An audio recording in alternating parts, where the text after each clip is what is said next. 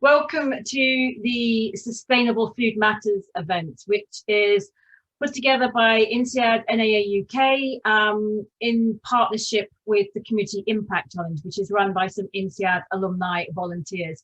The Community Impact Challenge is all about eating less meat and dairy, focusing on food provenance and reducing food waste. But to tell you more and give you some more detail on the Community Impact Challenge, I'm going to hand to Annette, who's going to explain some more. Thank you, Charlotte. Yeah, hi everyone. Just to give you a bit of an overview, the Community Impact Challenge is a 6-week challenge that is organized by INSEAD alumni. The goal is to reduce our collective carbon footprint from food.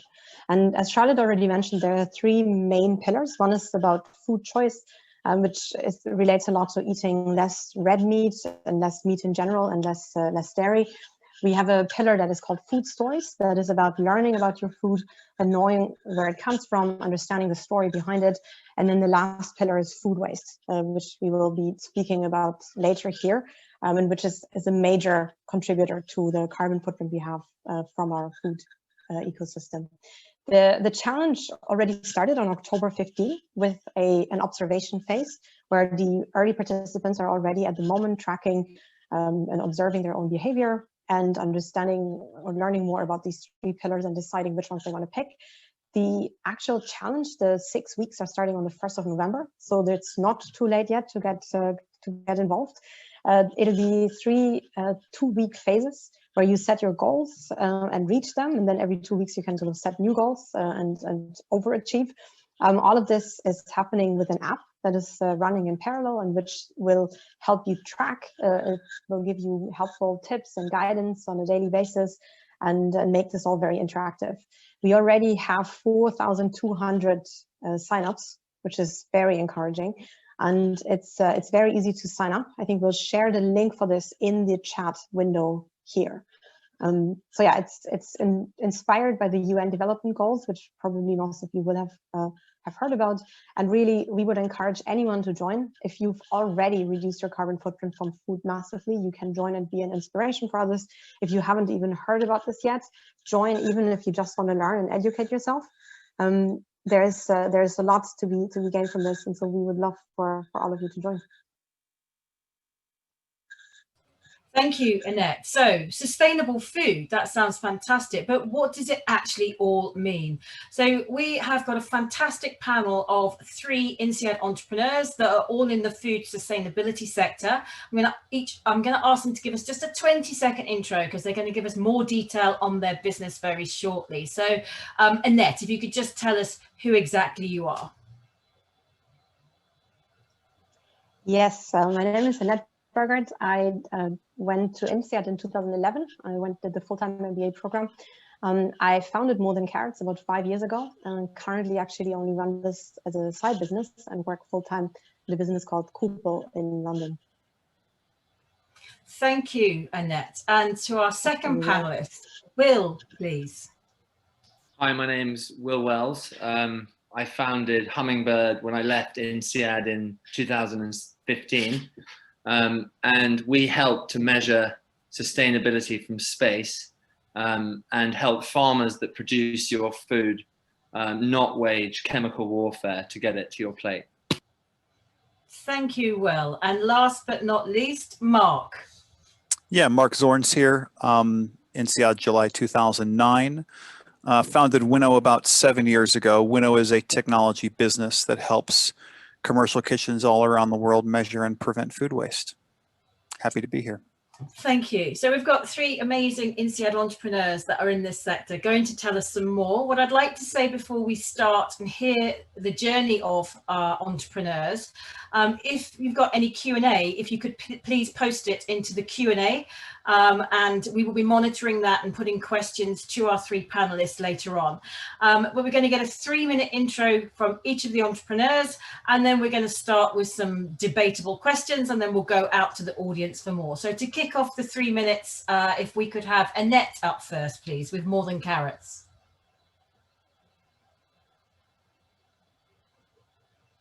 So I have shared my screen. So yeah, as I said, Annette, founder of More Than Carrots. There we go. I founded More Than Carrots about 5 years ago when I got really tired of looking at images like this and not changing anything. Because I was a consumer and I actually didn't want to wait for the system to change. I was ready to act directly. The problem was that I didn't even know where to start. And I realized when I spoke to lots of people that many people were actually feeling that way.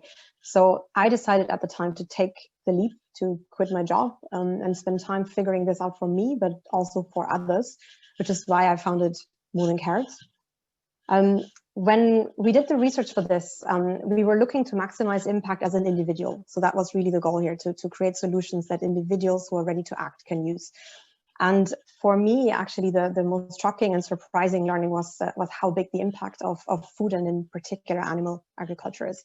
Because we talk a lot about transportation, but the global transportation sector with all planes and ships and trucks and everything is actually about the same carbon footprint as animal agriculture, which is also significantly higher than all other food. And I mean, this is now, mind you, 5 years ago, but what shocked me most is that I had never even heard about this. I had no idea. Now, then, as I said, this was really about tackling my behavior as an individual. And so I looked at it in terms of impact that you can have directly by changing your own diet. And I was really surprised actually by how little seemed to be required.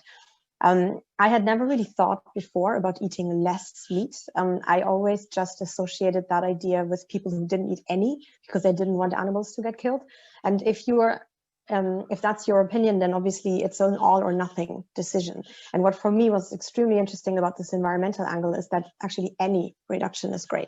So even if you're just ready for 10%, that already makes an enormous difference. And if you're willing to reduce your animal protein by half, then you actually can cut your footprint to about 60%. So I kind of just set off and said, well, how hard can that be, right? That sounds very easy. Turns out it actually isn't. This is also research, this one is UK specific, which shows that a lot of people actually identify as meat reducers, so say that they want to do this, but really seem to struggle because meat consumption kept actually creeping up over the last years. I think 2020 might change that because of the pandemic, but this used to be the case at least. So at More Than Carrots, what we try to do is we basically said we want to find a solution that will change this, that will make it easy to reduce your carbon footprint by eating less meat. And we launched a blog. We launched 3 separate restaurant apps that helped you find great veggie food in different ways.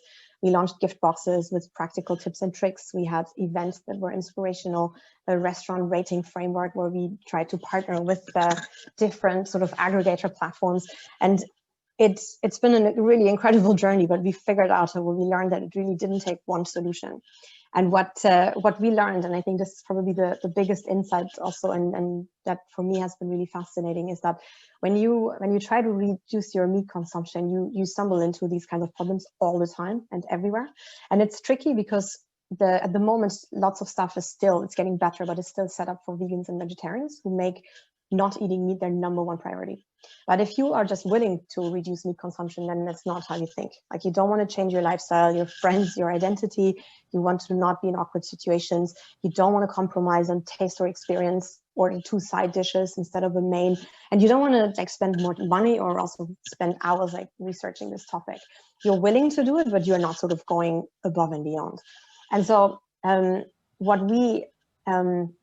what I would conclude with, I think the good news, for me, 5 years in, I have reduced my meat consumption by more than 90%. And if you're giving it a little bit of time and have the right attitude, this is actually easy to do and fun. And for our business, after 3 years, we stopped doing this full time. It's now a sort of side project for both of us. But we have obviously come across a lot of funny, weird, and eye-opening experiences. And our next steps is actually to summarize these in a short book that we're going to be launching on Amazon in the next couple of weeks, that will have stories and solutions for meat reducers. You can check out our website if that's interesting, but I'll also be talking more about this later. Thank you, Annette. So that's very, very insightful. Let's take another angle in food sustainability, and let's go over to Will from Hummingbird Technologies. Thank you for that.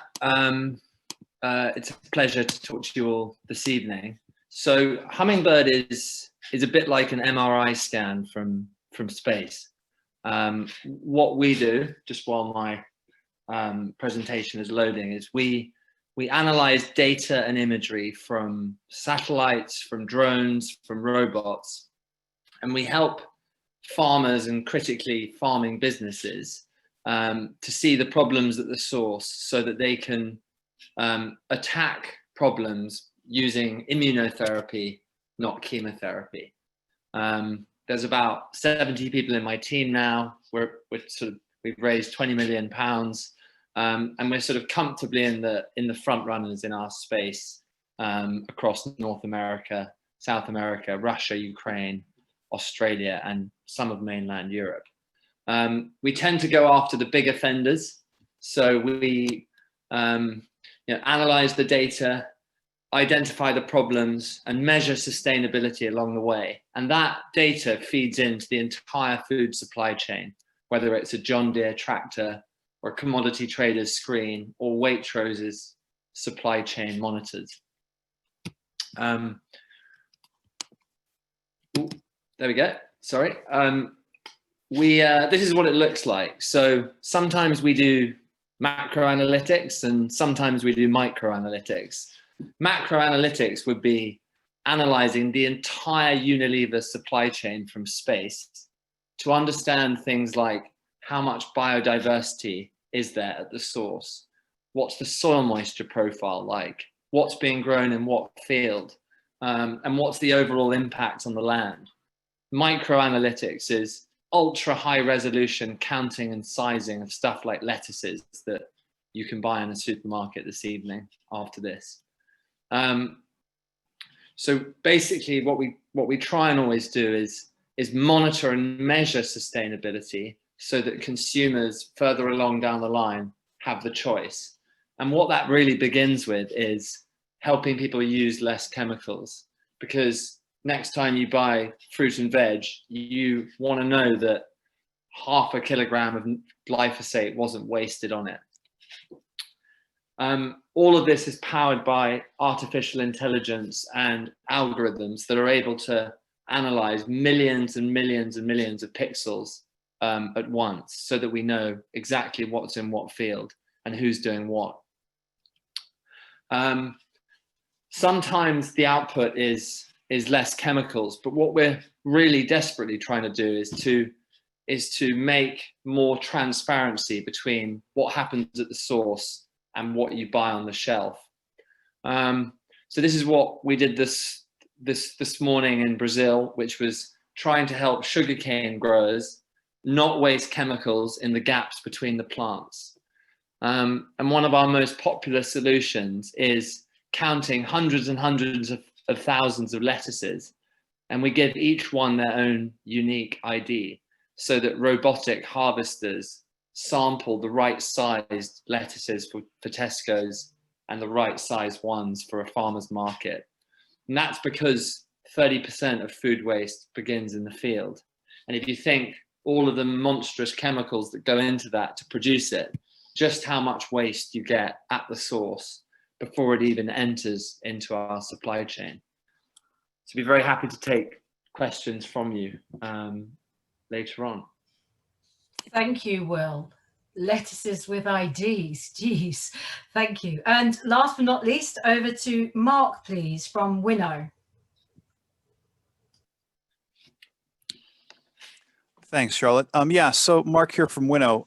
The problem that we're trying to solve is that of food waste. And just to give some initial statistics, right, around a third of all food that is grown is not eaten. To kind of put that into perspective of what that actually means, it's, first of all, a very substantial impact environmentally. The food system is about 25% of global greenhouse gas emissions. So food waste is about 8% of greenhouse gas emissions, and it's about 3 times the emissions of single-use plastics. But beyond that, it's also about $1 trillion a year that's wasted. So at Winnow, we operate worldwide. We were founded in sort of 2013. We're headquartered in London with offices in Dubai, Singapore, Shanghai, and Romania, as well as in Chicago in the US. We work with large kitchen companies sort of all over the world, the likes of Hilton, IKEA, Accor Hotels, Marriott, Compass Group. Intercontinental Hotel Group, Carnival Cruise Lines, and so forth. And the way that we do that and the way our technology works is effectively it's a smart bin that goes into kitchens. So the way the technology works is there's a camera that sits over the bin, a scale that sits underneath the bin. As food is thrown away, the system takes a photograph of what it was. We then teach a computer vision technology to identify what that food waste is, and then put a value on that we then feed into the chef. To give you a little bit of a sort of sense of how the technology works here, what we actually do is sort of as the food's being thrown away, there's a photograph taken before what was wasted, a photograph of taken what after is wasted. We then run that through a differential algorithm to identify what's new, use a sort of specifically trained computer vision model to identify the food products that are there, and then we pump that into an analytics platform to provide insights thereafter. So the way that we then provide data into our customers is giving them trend information on sort of what was wasted at various times throughout the day, what the key items are that are wasted, pairing that up with what they produced, giving them trend information and benchmarking information across kitchens, and ultimately helping them to provide both behavior change in kitchens as well as better buying and production decisions to reduce food waste in their operations. What's pretty powerful is when you put a technology like this into place, you can cut food waste in half. We've done this in, hundreds of kitchens all over the world in 40 different countries. Our customers are saving $40 million a year today in food costs. They are also interestingly saving about 2 to 8% of what they're spending with a really good return on investment, about 2 to 10 times their money back. So it's not just something that's environmentally positive to do. Frankly, it's something that also has a really good and attractive return with that. To make that a bit more real, one of our customers, one of our flagship customers is IKEA. We are in or going to be in sort of every single IKEA worldwide in the process of rolling out with them. Today, we're in 150 stores on average, reducing their food waste by value by 40%. Would you believe that we're saving every single store about $85,000 a year in food costs? And just with IKEA alone, saving them 6 million meals from going into the bin. And we've got similar examples of this from sort of all of the customers that we spoke with from there.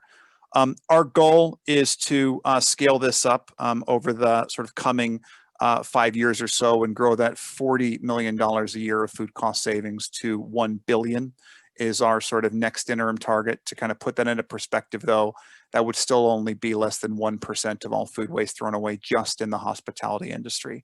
So we see a massive economic opportunity to solve this issue, and we're excited to scale up what we do. So that's a quick introduction of us, and look forward to the questions. Thank you. Wow, thank you to all three of you. It's very inspirational what you're doing and making a difference to the world. So what we're going to do now is look at some big questions and ask our panelists, and then we'll go into how we can make a difference. So I'm going to go to Will first, please. Is it possible to feed billions of people and to be sustainable at the same time? I think it is, but it's no simple task. I think one of the problems we've got is that we all face a rapidly moving demographic landscape, whereby the challenge gets bigger quite literally every single day. And when you have such a close correlation between economic downturn and activities that are not sustainable, I think we only make the problem even bigger. But what I encourage is to look across the agri-food landscape and just to see the breadth of technology disruption that is going into making our food more sustainable, whether that's sugary natural coatings that can replace plastics, or solar powered robots that disrupt Monsanto in the field by only spraying the weeds that are next to the plants. So my message is one of hope. but one that can only be answered by a million pinpricks of disruptive technology along the way. Thank you, Will. I'm going to go to Marc now, please. Marc, what can we do as business leaders to help support a shift to a more sustainable food system? So, I think what's great about this community impact challenge is it starts with us doing something in our homes and doing something in our lives. And absolutely that's important. And I think the great thing about sustainability in food, and why I've been in the food business pretty much my entire life, is it's really at the center of sort of so much culturally, so much of sort of how we come together, right? The word companion is to sort of come together and share bread. And actually that sort of act of coming together around food is something that is so deeply ingrained in what we do. And I encourage you to start doing things sort of in your own lives. But I also want to really strive to deliver the message that as business leaders, there's a huge amount of impact we can have in influencing our organizations to do more. So if you work for a consumer packaged goods company, working with them specifically around how they can be more sustainable sort of in their procurement or in their sort of downstream and in the way that they're delivering products. If you work in a hospitality business, obviously sort of getting serious, not just about food waste, which we'd love to help with, but also in areas around sort of how that food is purchased and what's there.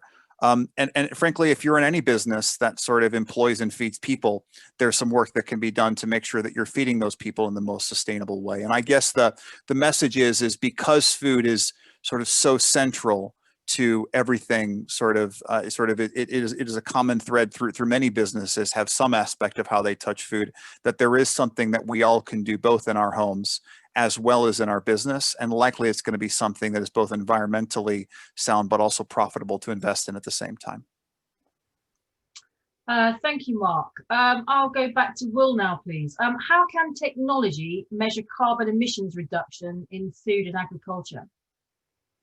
Well, I wanted to show one slide while I answered this, but if you've been watching Netflix or been to the movie theatre recently, I'm sure you're aware of a multitude of documentaries and shows that demonize food and agriculture as the #1 cause of climate change. I think everyone here tonight recognizes that agriculture is indeed a problem, but there are proven biological solutions capable of being achieved within farming that represent a solution. So to be frank, livestock production doesn't always emit carbon. Crop production doesn't have to be a carbon negative situation. And there are ways in which planting more biodiverse cropping, having mob grazing, not tilling the soil, using responsible amounts of chemicals in production. And by the way, these are all things that companies like McDonald's and Zara are offsetting or insetting within their own supply chains. So regenerative agriculture as a carbon neutral or carbon positive solution is a very real thing.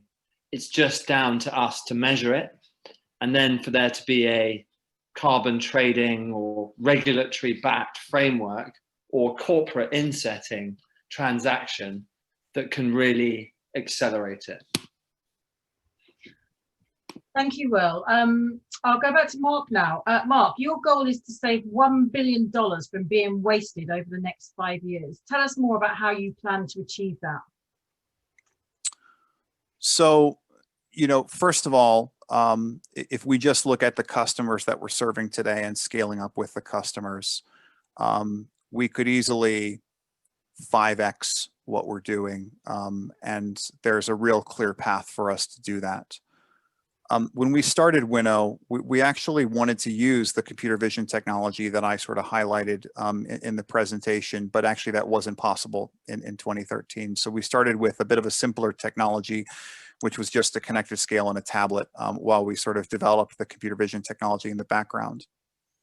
I think that the path for us to get there is We are working with major organizations and most of the big sort of kitchen, sort of large commercial kitchen companies in the world. And sort of as the effects of COVID get past us, which is, sort of a very near-term challenge, we're still scaling up what we're doing with many of these organizations and kind of seeing that through.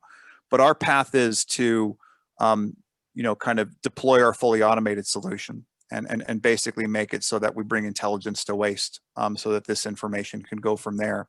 And then beyond that, the investments that we're making, and this is off of having raised a pretty substantial Series B rounds about 12 months ago, is in advancing not just our technology and sort of waste analytics, but in areas like production planning and ordering to be able to help chefs not just monitor sort of the errors that are happening and drive those chains, but effectively helping what are these very inefficient factories apply some of the best practices in operational science with the tools to help them optimize and drive better profitability, which is really going to be key coming out of the challenges that industry has today. Thanks, Mark. Let me go to Annette now, please. Annette, we've just been asked, what is your business model? How are your projects financed? Yeah, that's a great question. We raised an initial funding round that was sort of a seed round, and ran on that. And we tried. I mean, you saw the graph that I had earlier, probably 6 or 7 different business models. Behavior change in and of itself is a very tricky one. And so at the moment, there is actually it's a side project that 2 of us are still running, because we still write blog posts here and there and do. Are working on this book that we're going to be publishing. It's something that we're doing on the side, so there isn't like an enormous business behind it at the moment. Thank you. And a similar question for Will, actually, from the audience as well. Can you give us an insight on your business model? Who are your first clients, farmers or big companies? Yeah, so it's a great question. We changed that early on from a B2C farm facing business to a B2B software analytics, sort of more of an enterprise play. We channel our sales through people like John Deere and Bayer and PepsiCo and Waitrose, who are themselves farm facing. And we try to solve a big corporate problem for those guys that then get us out onto thousands and thousands of farming users. So I think globally we have 500 large cap sort of big business customers, and through them tens of thousands of farming users. And I think the sustainability ROI is something that's huge for the big corporates, but you have to make it work P&L wise for their suppliers. There is a virtuous circle, but you have to make sure that you capture both sides of the value. Thank you, Will. And actually, that goes to Mark now, please. I think you mentioned in your presentation that IKEA was saving $85,000 per store per year.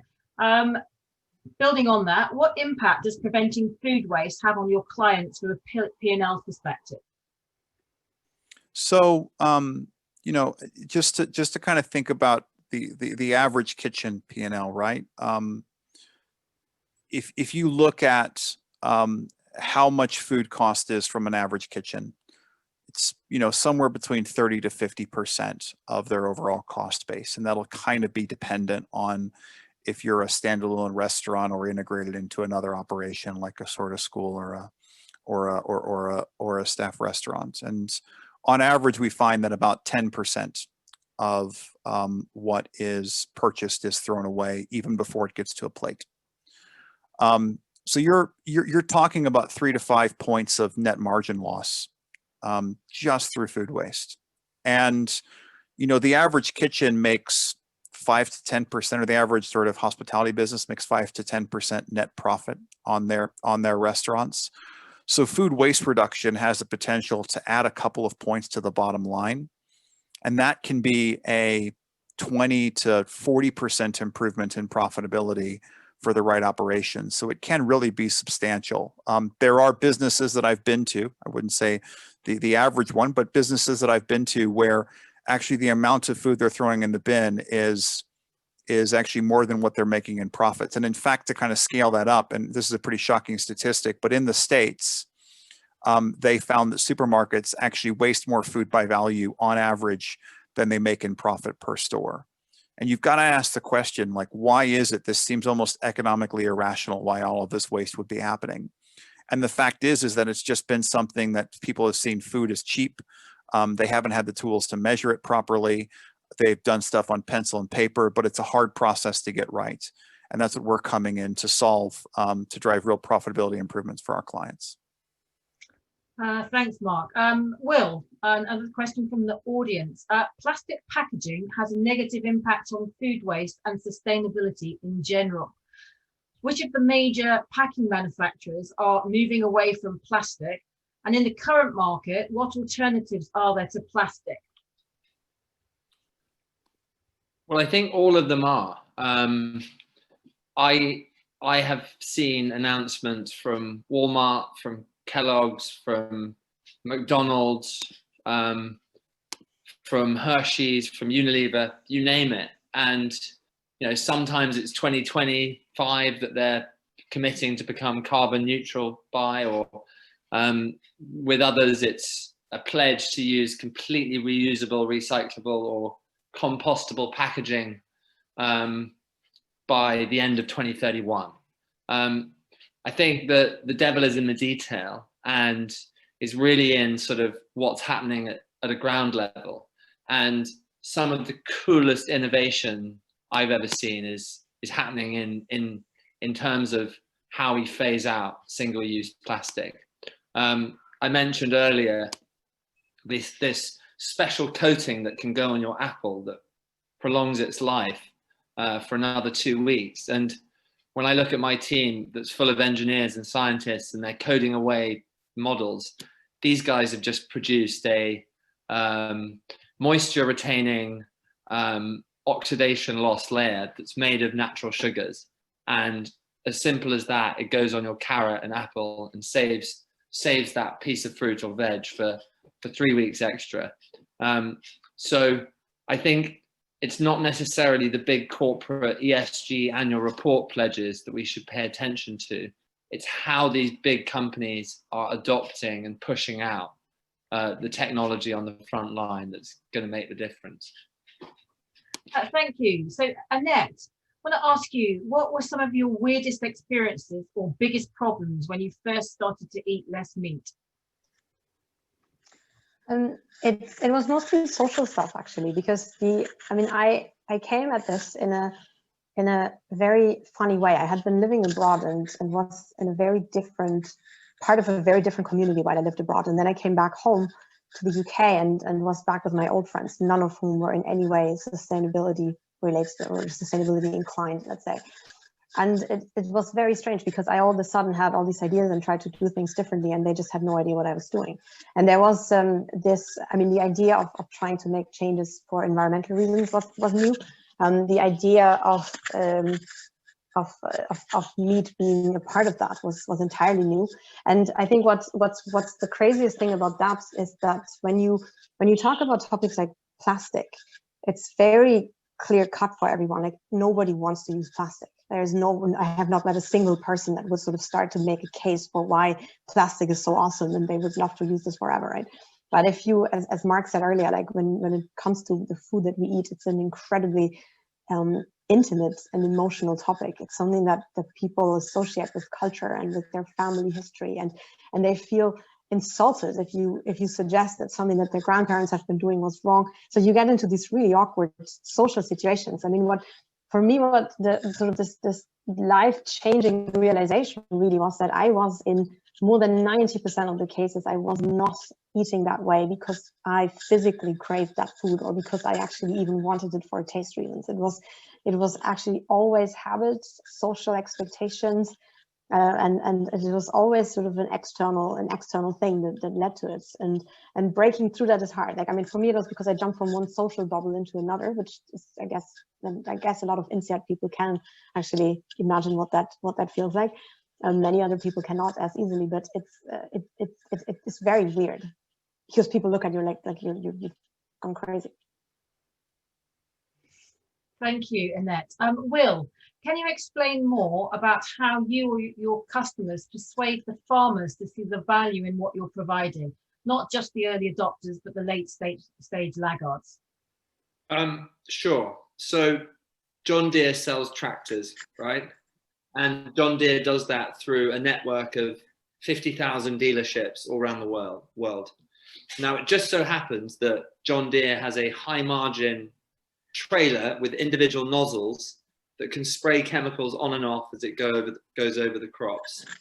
And so the Hummingbird map that shows you where the weeds are is entwined with that ROI. So we pitch it to John Deere and then their dealers sell it for us. But unless you help the big guys increase their core business, then you lose that link. And ultimately, how do we persuade the laggards? Well, we're just a tiny tech company in London, but John Deere has 50-year relationships with most of its customers. Thanks, Will. Marc, can you please give us an idea of how you structure your revenue? Do you operate on a time/retainer basis or on a success-only results? We're a hardware-enabled SaaS business. So we have a kind of upfront configuration fee and then a recurring fee after that, with, in some cases, an option to buy the equipment, in some cases, an option to lease the equipment. We are starting to experiment in gain shares. Those are a little bit more lucrative for us, but a lot more intensive in terms of scalability because it requires some real accounting work to kind of go after that. So that's something that we really only will do for kind of the biggest operations. Our pricing model and sort of technology scales for almost any kitchen. And if you kind of put yourself in the shoes of, say, a Hilton, right? A Hilton will have, you know, a very small sort of traveler, you know, economy hotel, all the way up to 700 to 1,000 room Conrad or a Waldorf Astoria in the Middle East or in Southeast Asia.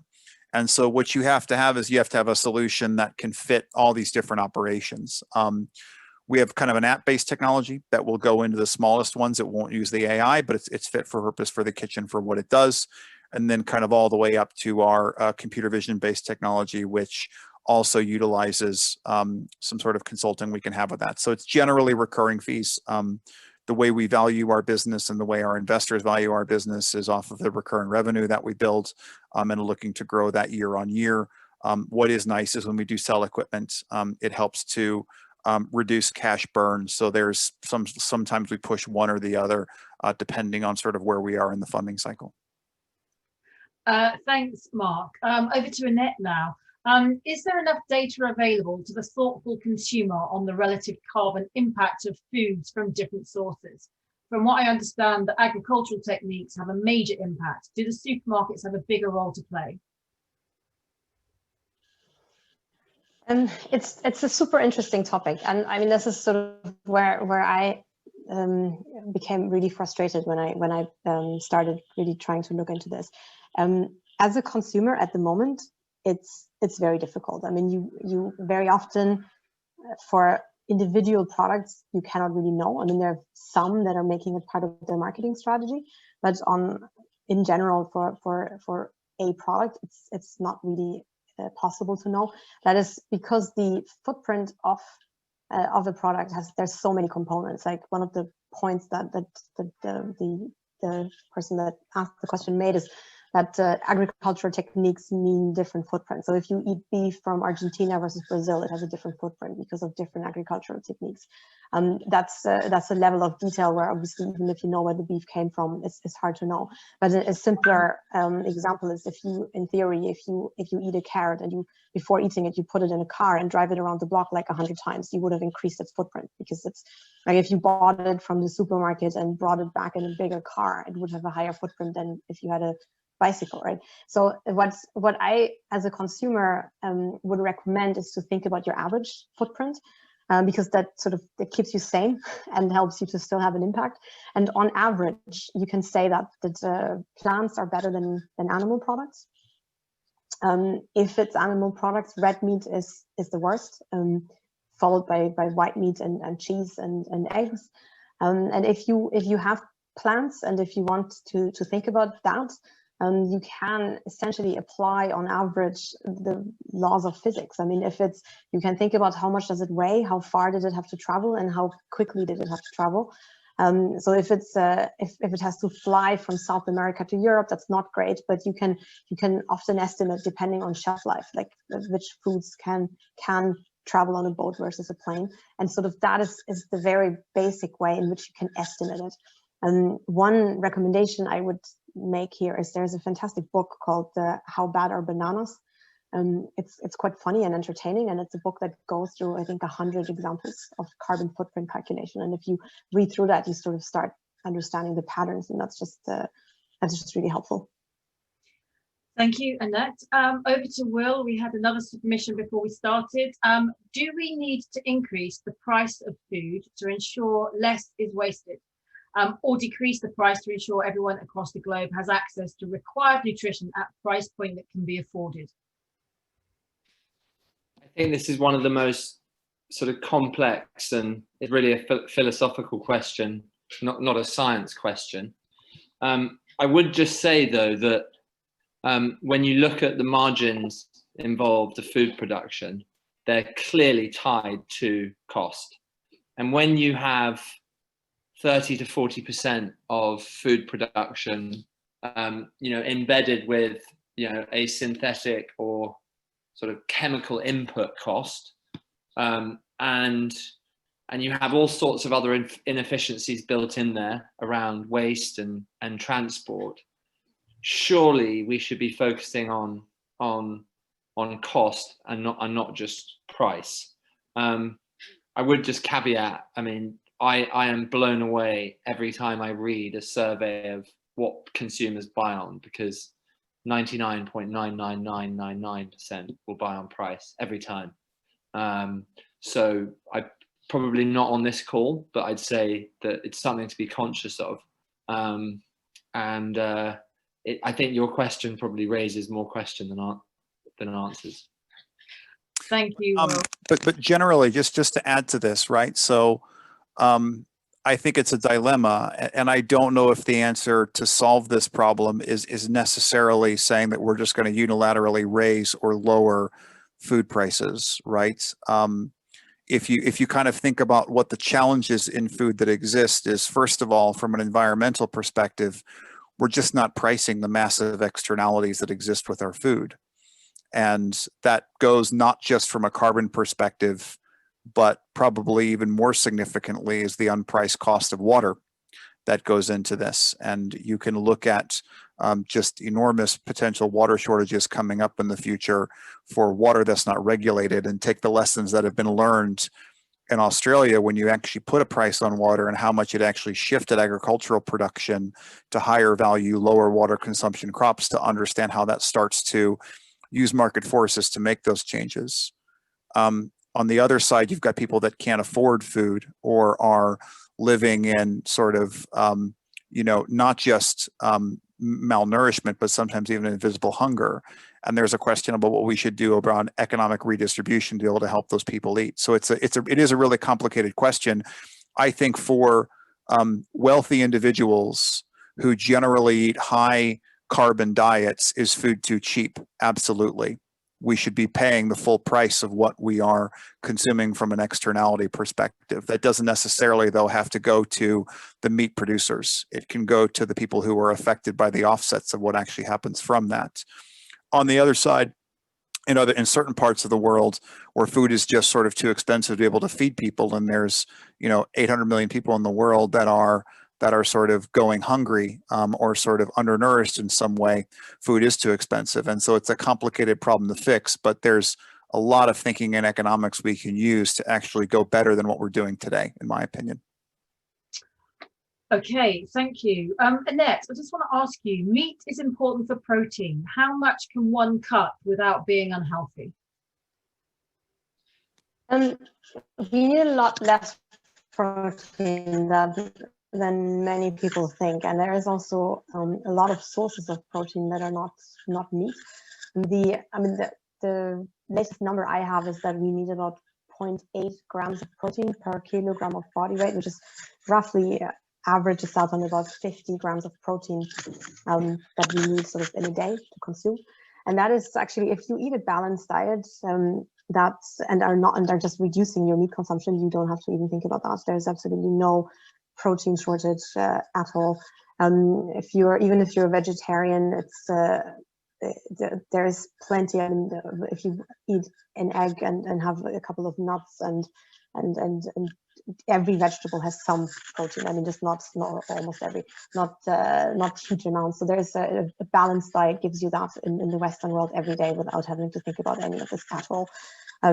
People that go fully vegan do want to read up on it just to make sure that they consume enough nuts, seeds, beans, lentils, like these kinds of foods that are higher in protein. But even with the vegan diet, it's extremely achievable. So the idea that we have to eat meat for protein, that is just wrong. And the amount of protein that people consume or sometimes believe that they need to consume is also just higher than what's actually needed.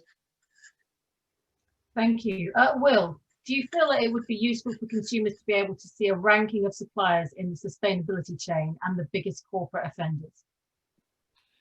I think we're getting closer to there being enough sort of rigorous data science across the supply chain. And obviously things like blockchain and what we do at the source and what's then done at the transport level help that.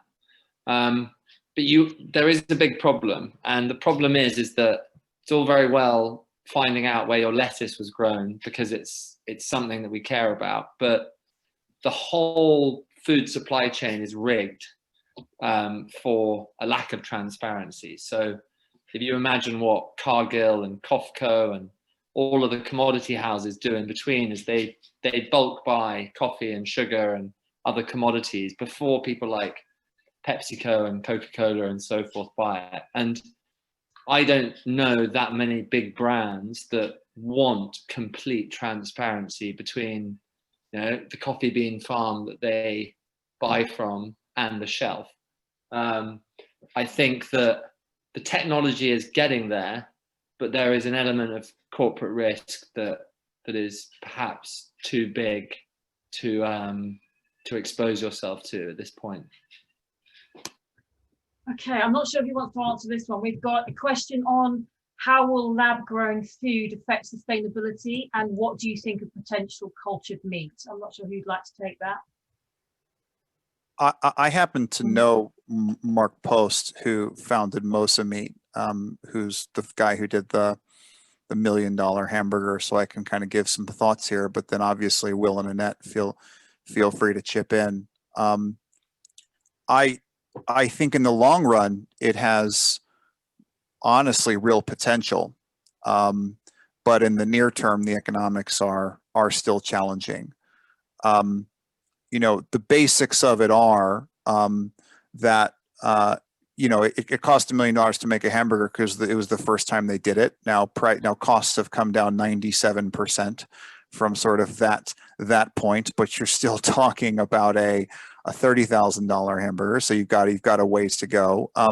One of the biggest drivers of input costs, and the way that you do this, by the way, for this kind of lab-grown meat stuff, is you're basically it's almost akin to sort of brewing or kind of cheese making, but with a bit more science and kind of with that, where you're kind of putting a feedstock in and kind of giving it to cells to reproduce, and the inputs, basically the food, right now the only way to get that food that it needs is medical grade stuff that people typically use to inject into their bodies, like saline bags and things like that when people can't eat.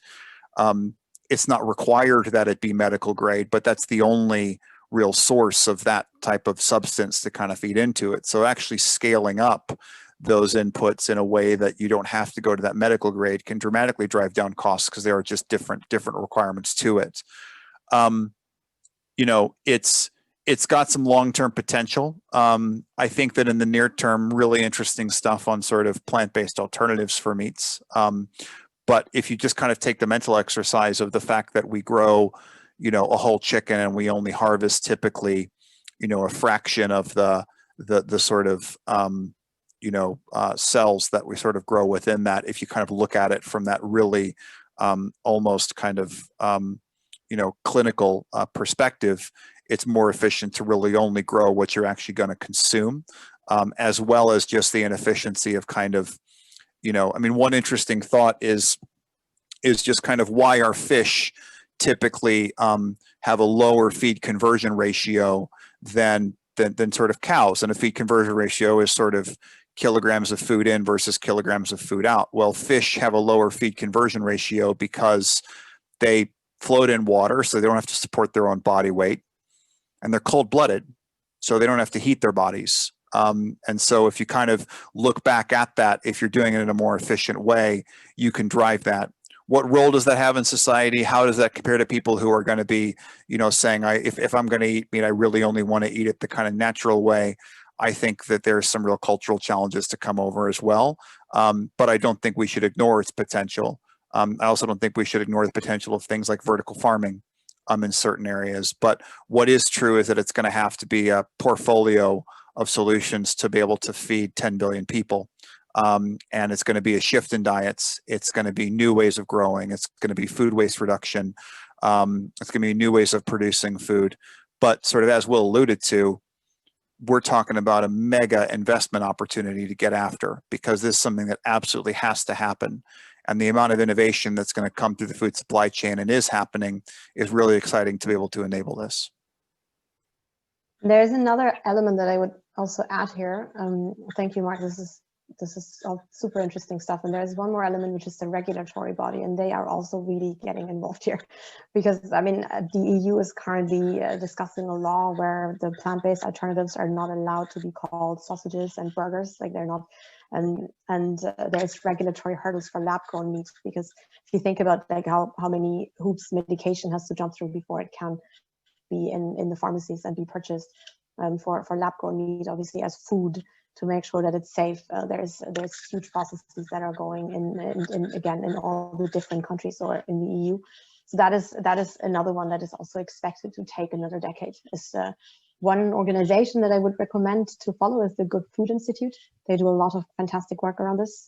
They're based in the US, but they operate globally and look at anything related to lab meats or also meat replacements. And it's a super interesting space, and one that really also needs us as consumers to support it and to create that demand. One just piece that, and for us that are kind of in the weeds in this, obviously this whole food thing's really complicated. A couple of recommended reading for people that want to get and learn more about this. I personally think that the Eat Lancet report is a fantastic report to think about sustainable diets and a sustainable food system. Lancet is the medical journal, and Eat is a leading think tank on food. There's also a recent report by the Food and Land Use Coalition called Growing Transitions, which is also very good. So if you are interested in this and kind of interested in kind of how do all these topics stack up, the Eat Lancet report and the Growing Transitions report from the Food and Land Use, or FOLU, F-O-L-U, are two really good resources to understand the landscape of kind of all these different interconnected pieces, because it is sometimes quite sort of complex to start to pick apart unless you spend a lot of time kind of thinking about this stuff. Thank you. We're going to go through a few more questions before we get to how can you make changes. So Will, very often we hear from farmers that with sustainable measures in place, their production is reduced by half during the first years. How did you convince them to implement your measures? So this is a big problem, and people call it the yield gap, or the transitionary period of, if you withdraw synthetic chemicals from your production, you do often get a lag where you have sort of crop failure. In some markets, I've seen a sort of regenerative ag subsidy in place. I suppose that with other farmers, they're taking a longer term view, which is that you know, if you keep taking the chemical pill for long enough, then your soil is going to lose its productivity anyway. I mean, there are agronomic and sort of growing methods that you can employ, but it is a really big problem.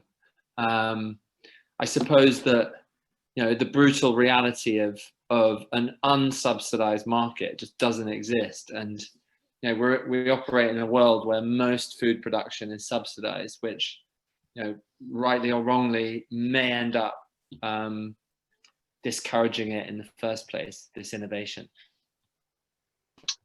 Thank you. Does the move to a more vegetarian diet, i.e. more soya-based products, not also exacerbate problems with land use and carbon emissions? I don't mind who takes that. Happy to take that. I think what's super relevant here is to think about how the land that is currently being used is used, because the more than 70% of the agricultural land is used for animal agriculture, and that is because the animals need to eat. Marc was alluding to that earlier. What's so inefficient about it is that when you, like, a lot of the soy is actually fed to cattle, and I don't have the exact number, but I believe that even specifically for soy, it's a number of 70 or 80% of the soy that we grow actually gets fed to cattle. Will might know this one.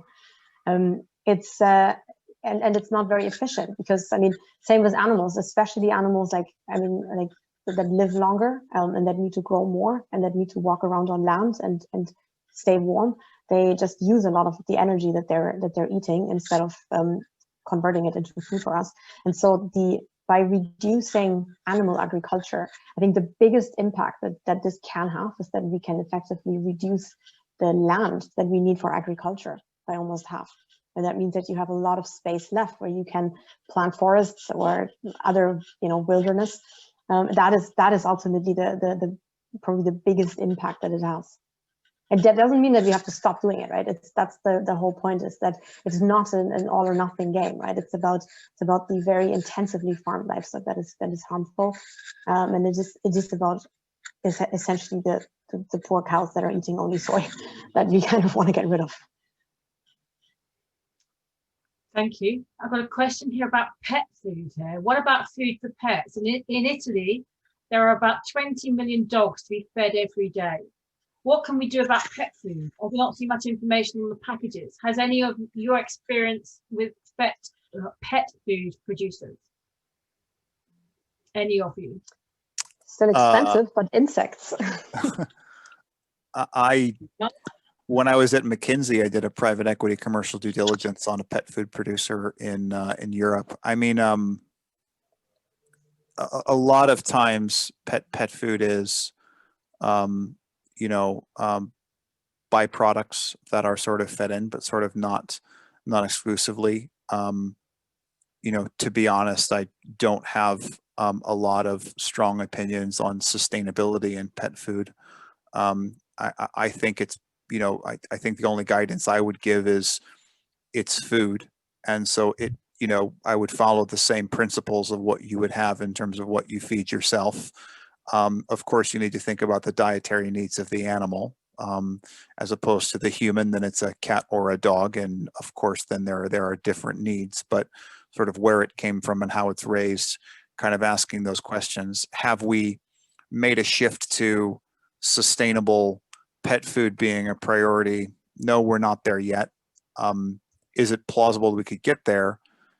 Pet food behaves a lot like baby food, actually, as a category. And so where people are precious to a certain brand, you'll see them trade away in recessions in a lot of categories, but maintain a premium pet food just because it's their pet, right? I mean, that is kind of how they think about it. Probably the more sustainable markets are the ones that actually feed pets food that's not eaten from the household, as opposed to buying packaged food to actually go in and do that. And actually, that's one of the biggest drivers of the pet food market is, in France, a lot of what's actually fed to animals is food that, humans didn't end up eating or is sort of cooked at home. So, that also works. But anything beyond that, I'm just going to start, blabbing on without a lot of insight. So it's an interesting open question, but one that has sort of a few early answers. Okay, thanks. Let's look at the personal side of things here and how we can make changes.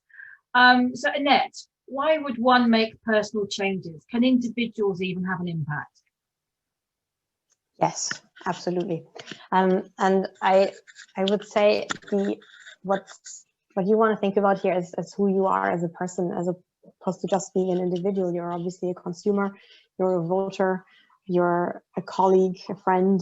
You have a lot of people that are around you, right? And I mean, a lot of the examples that we've been giving up to this point already really depend also on consumer demand or on voter behavior. I mean, Will was alluding to the fact that there isn't necessarily an interest in making the food chain transparent. We were talking about if it's not cost saving, then the only other reason why businesses would do this is because because the consumers demand it, right? If you look at regulatory hurdles, the petitions that are currently going on, that companies like Beyond Meat can actually call their food burgers, right? Which is absolutely ridiculous if they cannot. And that's where we all come in. And I mean, I just wanted to give sort of one example also of where I really believe that that these things can change a lot if we do it as individuals. I started looking at this because of a colleague of mine who I liked and trusted, and who was vegetarian. And I couldn't really explain why, because he was this guy that was not a fussy eater. He was just this really relaxed guy that would eat anything, but just not meat. And I had never thought about that in terms of vegetarianism. I had always thought about that vegetarians as being fussy eaters. And when I asked him, and he told me that this is because of environmental reasons, I was shocked, but I also was quite ashamed, because I felt, well, here I stand, I claim to care about sustainability, and I haven't even thought about this. I'm not even aware that this is a thing, right? And I decided to change on that day. And I mean, so I think usually this is, as we said earlier, like it's a very intimate topic. It's a very very important topic for people as individuals. And I think the change will come if we see people around us who we like and who we trust and who we know changing. That's when we'll change as individuals. Annette, related to that, what's your top tips for getting started? Well, right now, obviously, join the Community Impact Challenge. The link is in the chat. I mean, I would say in general, like that is probably the best way. I was talking a bit earlier about the social awkwardness of my experience in the beginning. And I think what you want to do is you want to join a group of people that are doing this also. That could be Meat-Free Monday. That could be, if you want to try vegan, it could be Veganuary. You could, the Community Impact Challenge, obviously, because you will get a lot of inspiration. You will have a lot of people that are asking the same questions. You will find the answers. I mean, also, even if you're not interested in joining the challenge, do check out the Community Impact Challenge website, because a lot of the materials, like the Eat Lancet report that Marc referenced earlier, some of the books that I've been mentioning, they're actually all on that website. If you go to Knowledge, you will find a lot of that. So I would definitely do that. Like, do educate yourself and watch movies like for example, the latest one from David Attenborough, to motivate yourself. Like, that just is there's nothing more inspiring than, seeing that, and then actually, on the day that you've decided that you're actually going to do something about it. And I think what I would say is do set yourself a relatively clear goal. If you are not, if you haven't done that, like if you don't sort of categorically in the beginning decide that you will, for example, not waste food at all during the week, or that you will not eat meat during lunch times, or that you will really, track your food behavior, like you will make one exception after the other. And that's sort of the thing that I had in the beginning, like, and which we will summarize actually in this book, For More Than Calories. Like, check out our website if you're interested in that. What I try to do is I said, well, I will now eat meat.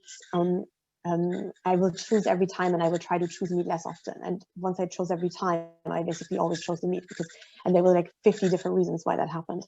And so it's really like only once you make that switch where you say, okay, it will be meat free, or an exception. That's sort of when you get there. So I would try to avoid decision fatigue by just having very clear ideas in the beginning of the week, what you want to do. And again, if you join the challenge, the app will help you do that. Is the Community Impact Challenge open to INSEAD friends or just INSEAD alumni? Everyone. Everyone. So Okay. you could also tell your colleagues, you can join, you can create teams, you can do that with your colleagues together. So it's open to anyone who would like to join. Okay, last couple of questions. Will has kindly typed some of his answers because he had quite a lot. So in the interest of time, so hopefully you've got some typed answers there. Can we suggest companies and initiatives that are relevant to the current topics related to our Community Impact Challenge? We have them on the website. So if you go to the Community Impact Challenge and look at the knowledge section, we have books, we have movies, we have technologies, we have initiatives. And if there's anything that you feel you should add, do please let us know. Okay. Sorry. But I would just recommend checking that out because we have just gathered all of this there. Thank you. Two last questions. Any tips for entrepreneurial opportunities for sustainable food startups? Insect tech. Insect tech. Thank you. A natural alternative to food waste. Currently one massive player dominating the market called Y-Insect, but room for competition. And it's not just, it's not us typically eating insects. It's actually replacing animal feed is kind of the most direct place where that's occurring. For those of you that are thinking we're not all going to go eat cricket bars, though you can, and they're not that bad.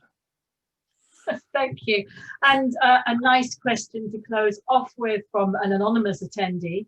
The NFU here in the UK have a target of 0 net carbon emissions by 2040.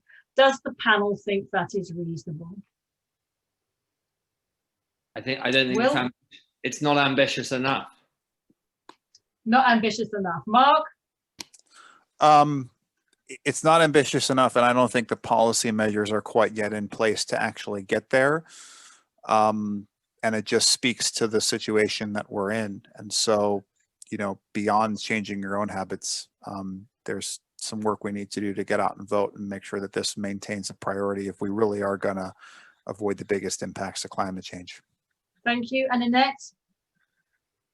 Yeah, I can only just second that and just say, you know, do sign petitions, do talk to your friends, do be vocal about it. I mean, I think if I can say one thing, if I have one regret about the beginnings of when I did this, is that I wasn't vocal enough. I was so often in situations where because it was awkward, I just didn't want to talk about this, and I just ate meat because I didn't want to have the conversation. Don't do that, because if you are making a change, people cannot blame you for that. Like, people cannot, you know, give you crap for that. It's you've done this, right, and you can be proud of it, and you don't have to always talk about it. It's just when people ask, you can answer, and you don't have to change your behavior back just because people are watching you.